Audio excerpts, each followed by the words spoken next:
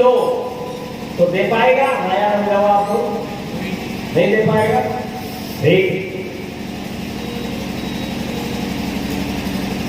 अगर उससे मणि किसी कारण से छीन भी ली जाए तो वह फड़ पटक पटक के उसके विनय में फड़ पटक पटक के बेहोश हो जाए, बेहोश अवस्था में पड़ा रहेगा। उसके बाद पुनः होश आ गया उसे तो फिर उसके विनय में वो फड़ पटकेगा, यानी उसकी दशा कैसी हो जाएगी? उधर मत देखो, कैसी हो जाएगी? मरणासन्न, मरने के समान। मरेगा तो नहीं और मरने के समान हो जाएगा। क्योंकि मैं कथा की बहुत गहराई आप तक पहुंचाना चाहता हूं। जिस दिन से राम जी को लेकर के विश्वामित्र जी गए हैं, उस दिन से दशरथ जी ने जो मांगा था ने महाराज मनु ने, वह वरदान सिद्ध किया है वचन के माध्यम। कैसे?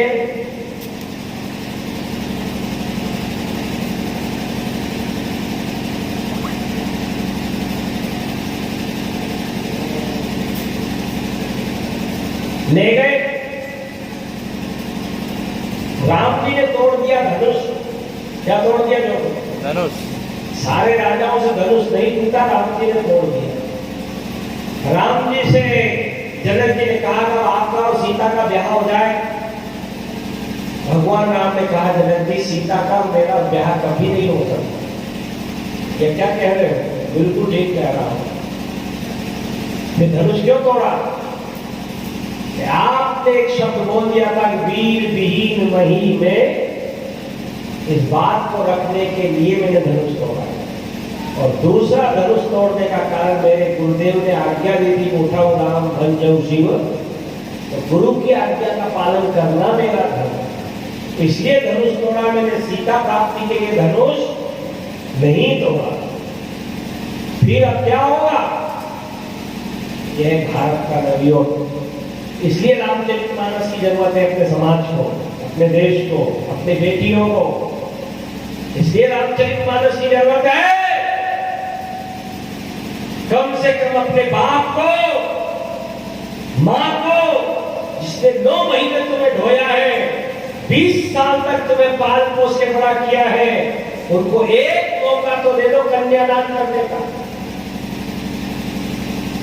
लेकिन दुर्भाग्य, गलतियां हमारी है कि हमने उनके हाथों में गीता रामायण नहीं दे करके मोबाइल हाथ में दे दिया। क्या कहते हैं उसको? फेसबुक। क्या कहते हैं? फेसबुक। उस पे ही बांटा हो जाता है। तो कौन जात का है, कहां का रहने वाला, तेरी औकात क्या है, ये पता नहीं, खाली फोटो से ही बांटा हो गया।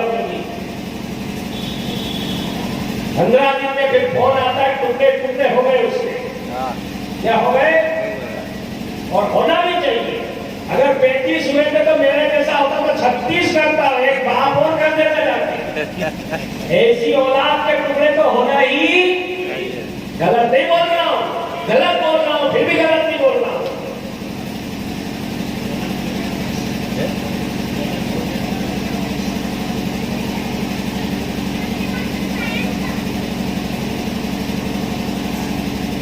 क्या 3 दिन का रिश्ता खून के रिश्ते से, दूध के रिश्ते से, वंश के रिश्ते से ज्यादा बड़ा होता है? आइए बढ़िए मानस। भगवान राम ने कहा सीता से मेरा ब्याह नहीं होगा, तो फिर भगवान राम ने कहा ये अधिकार अभी पिता से मैंने नहीं छीना है, ये अधिकार मेरे पिता का है।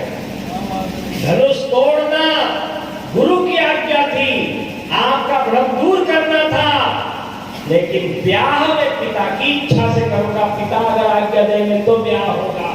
अगर सीता से मेरा ब्याह कराना है तो दूध अवधपुर पट में जाएगी।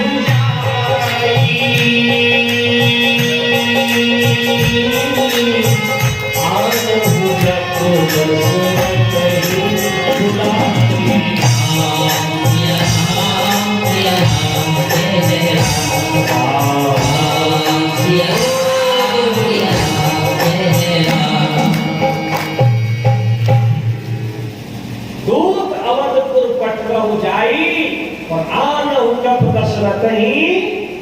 अगर मेरे पिता कहेंगे तो मैं सीता के साथ ब्याह करूंगा।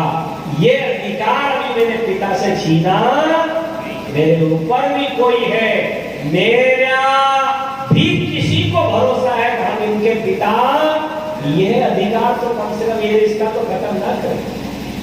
आज हमारी बेटियां, हमारे बेटे, जिस दिन आप पैदा हुए थे उस दिन परिवार में खुशियां मनाई थी।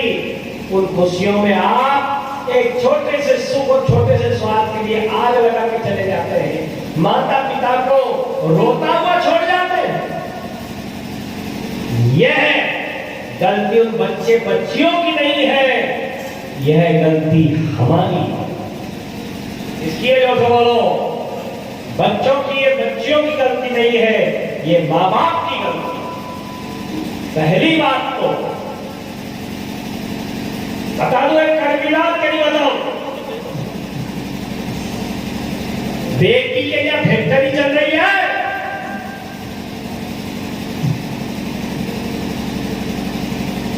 ऑनलाइन अगर कोई काम हो रहा है वो तो सही है, कोई दिक्कत नहीं है। ऑनलाइन पढ़ाई हो रही है, ऑनलाइन कोई सर्विस हो रही है, वहां तक तो ठीक है। पर ऑनलाइन प्रेम हो रहा है, ये ठीक है क्या?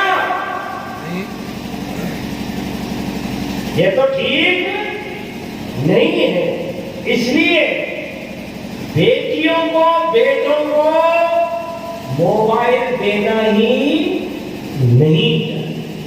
चलो बेटियों को बुरा लग रहा होगा कि गुरुजी हमारे शौक में व्यवधान कर रहे हैं, तो अगर आप अच्छे समझदार माता पिता हो तो शाम को 8-9 बजे, कितनी बजे, और 10 बज जाते हैं, कितने बज जाए, तब उस मोबाइल को देखो। सुबह से शाम तक कौन कौन से फोन और कहां से बात हुई है, कैसे हुई, हुई तो क्यों हुई, कारण, बात सुनने वाला कौन है, करने वाला, इसका हमारा रिश्ता धोखा नहीं खाओगे।